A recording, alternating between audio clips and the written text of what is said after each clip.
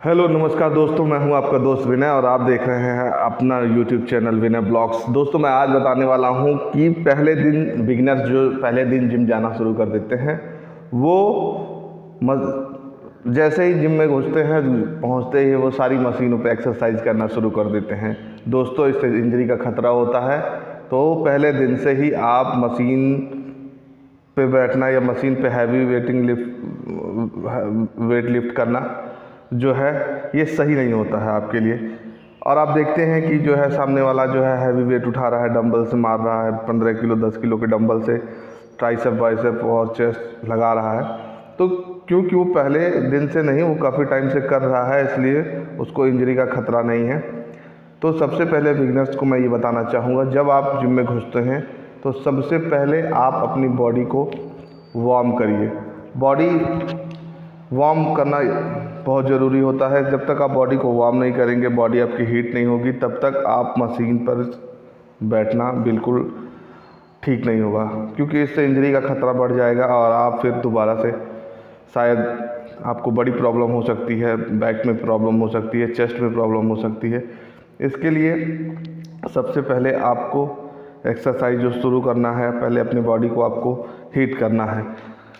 तो बहुत सारे एक्सरसाइज हैं जिसको आप कर सकते हैं। वार्म अप एक्सरसाइज जो होता है आपको वो करना सबसे ज़्यादा ज़रूरी है। तो सबसे पहले आप या तो उछल कूद या रोप जो रस्सी होती है उसको कूदिए या ट्रैक मिल पे दौड़िए। तो अगर वो भी नहीं है तो आप जो है यूं ही अपनी बॉडी को उछालिए, क्योंकि बॉडी हीट होनी चाहिए। जब तक आपकी बॉडी में ब्लड सर्कुलेशन बढ़ेगा नहीं, इस तरीके से आप कम से कम 50-50 के 3 से 4 सेट लगा सकते हैं। दूसरी चीज़ है, अपनी बॉडी को पूरी स्ट्रेच करिए। जब तक आपकी बॉडी पूरी स्ट्रेच नहीं होगी तब तक आप वेट जैसे ही उठाएंगे आपकी बॉडी मसल्स ब्रेक होगी और इससे आपका इंजरी का खतरा हो जाएगा। ज़्यादातर बच्चे पहले, क्योंकि उनकी बॉडी में पूरा पेन होता है, तो शुरुआती दौर में अगर आपके पास आपने सिर्फ खाया है, आपने चर्बी को गेन किया है, अपनी मसल्स को आपने थिक कर दिया है, तो आपको उस चीज़ों पे वो करना पड़ेगा, कंट्रोल करना पड़ेगा। दूसरी चीज़ है कि सबसे पहले आपकी बॉडी जब तक हीट नहीं होगी, गर्म नहीं होगी, आप कोई भी एक्सरसाइज नहीं। और दूसरी चीज़ है, कुछ बच्चे होते हैं जो कुछ लोग, जैसे मान लीजिए हम शोल्डर का ही एक्सरसाइज मारते हैं, तो शोल्डर की एक्सरसाइज के इसमें आप चेस्ट मशीन का भी इस्तेमाल कर सकते हैं। अगर आप जो है बाइसेप आप जो है उससे नहीं लगा सकते हैं, तो इसके लिए ये मशीन होती है जिसमें आपका बैलेंस बराबर रहता है। इससे आपके जो है चेस्ट का, शोल्डर्स का में इंजरी का ख़तरा भी नहीं होता है और इससे हिलता डुलता भी नहीं है। तो इससे आप आसानी से चेस्ट की और जो है शोल्डर की एक्सरसाइज लगा सकते हैं। इससे आसानी से आप कर सकते हैं, जिस तरीके से मैं आपको करके दिखा रहा हूँ। आपको आराम से ऊपर ले जाना है, नीचे ऊपर नीचे। इससे क्या है, आपका बैलेंस बराबर रहता है और इंजरी का कोई ख़तरा भी नहीं होता है। इसलिए बिगिनर्स को मैं ये कहना चाहूँगा कि आपको शोल्डर्स की एक्सरसाइज के लिए डंबल से अच्छा आपको ये मशीन है, इससे आप आसानी से एक्सरसाइज लगा सकते हैं। जिससे क्या है, और एक्सरसाइज करते समय आपको ज़्यादा रेस्ट नहीं लेना है। 5 से 10 सेकंड या 20 सेकंड के बाद से आपको फिर से अपनी एक्सरसाइज शुरू कर देनी होती है, ताकि आप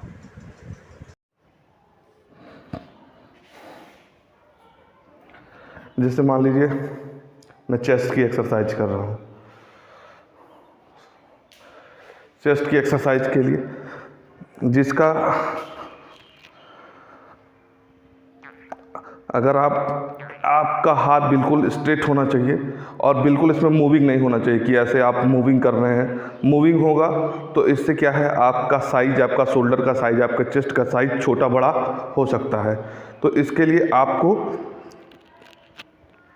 यूँ ले आके होल्ड करना है और बिल्कुल हाथ एकदम स्टेबल रहे, अपनी जगह से हिले नहीं, इस तरीके से। इससे क्या होगा, और साथ ही साथ इसकी ब्रीथिंग बड़ी ज़रूरी होती है।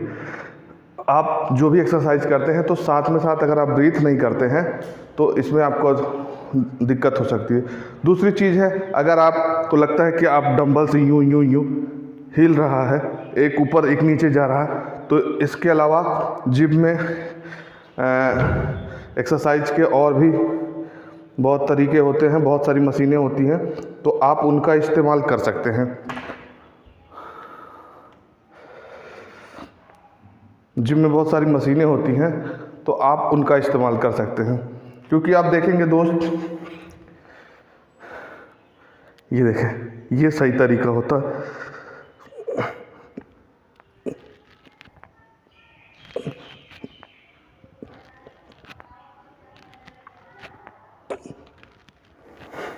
अगर आप डंबल से नहीं कर सकते हैं तो आपको बिल्कुल परेशान होने की ज़रूरत नहीं है। उसमें मशीनें होती हैं जो मैं आपको इस वीडियो में दिखा दूंगा। तो उस तरीके से आप उन मशीनों से एक्सरसाइज करेंगे तो आपका हाथ इधर उधर हिलेगा नहीं। इससे आपका चेस्ट का बेहतरीन एक्सरसाइज हो सकता है।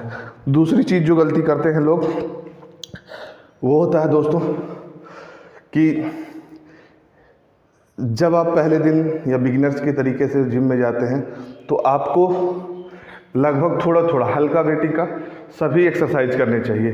खासकर ट्रैडमिल पे दौड़ना और रोप को खींचना, या स्क्वैटिंग हो गया, या आप जो है रस्सी से कूद सकते हैं, या आप आसानी से अपनी बॉडी को पूरा इस तरीके से स्ट्रेच करके हिट करके सही तरीके से, जब तक आप सही तरीका सही रेपिटेशन नहीं लगाएंगे। ज़रूरी नहीं है कि मैं ये 5 किलो का डंबल, कुछ लोग ऐसे डंबल मारते हैं, ये बिल्कुल गलत है। इस तरीके से आप मारेंगे तो बॉडी पे कोई भी असर नहीं दिखेगा। आप शीशे के सामने खड़े हो जाएं और पूरा, अगर आप बाइसेप को मारें तो आपकी बॉडी एकदम स्टेबल होनी चाहिए। आपको जिन मसल्स पे जोर देना है, जिन मसल पे काम करना है, उस पे फोकस करना है, तो ही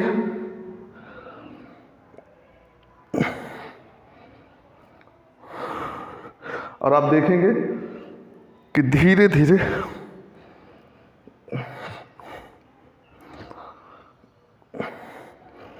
मसल्स ब्रेक होने लगती हैं।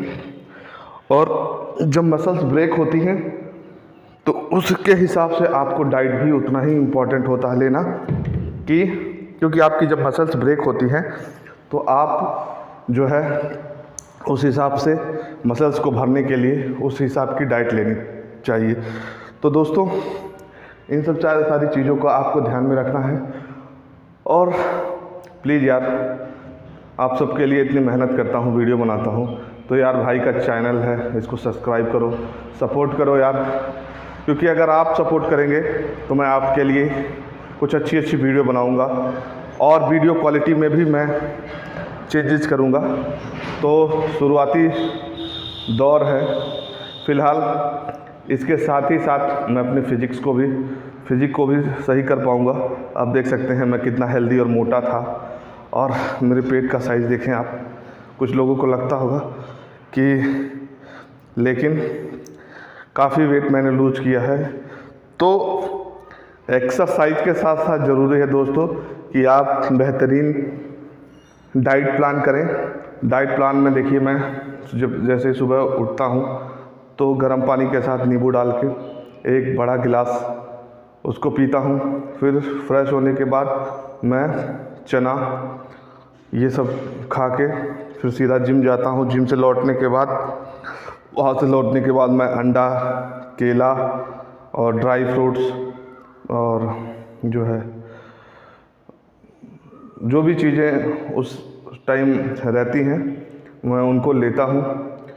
और डाइट प्लान के हिसाब से, क्योंकि अलग अलग डाइट है, क्योंकि अभी चल रहा है सावन का महीना, तो मैं नॉनवेज के साथ कुछ भी लेता नहीं, मैं नॉनवेज लेता ही नहीं हूँ। तो सावन के बाद से फिर मैं अंडे वगैरह या चिकन्स वगैरह ले सकता हूँ। अभी मुझे सिर्फ़ और सिर्फ इन सब चीज़ों से ही काम चलाना पड़ेगा, क्योंकि सावन का महीना चल रहा है। उसके बाद मैं, क्योंकि जब देखिए खाना हमको उतना ही लेना है दिन भर हम कुछ भी खाएं, लेकिन थोड़ा थोड़ा करके खाएं, इकट्ठा हमको पूरा एब्जॉर्ब नहीं कर लेना है। अगर हम मान लीजिए 5 रोटी की हमारी कैपेसिटी है तो हम 2-2 रोटी करके 3 बार में खा सकते हैं। ये नहीं है कि इकट्ठा ही 5 रोटी खा लो, फिर पता चलेगा कि आपका पेट में वज़न बढ़ा रहेगा, वो जल्दी डाइजेस्ट नहीं होगा, तो फिर आपकी बॉडी में कोई फ़र्क दिखेगा नहीं। तो दोस्तों जाहिर सी बात हो सकता है आपको मेरी वीडियो पसंद आई हो। अगर वीडियो पसंद आई हो तो प्लीज़ लाइक करें, कमेंट करें। कमेंट से आपको पता चलता है कि आप मुझे देख पा रहे हैं और समझ पा रहे हैं।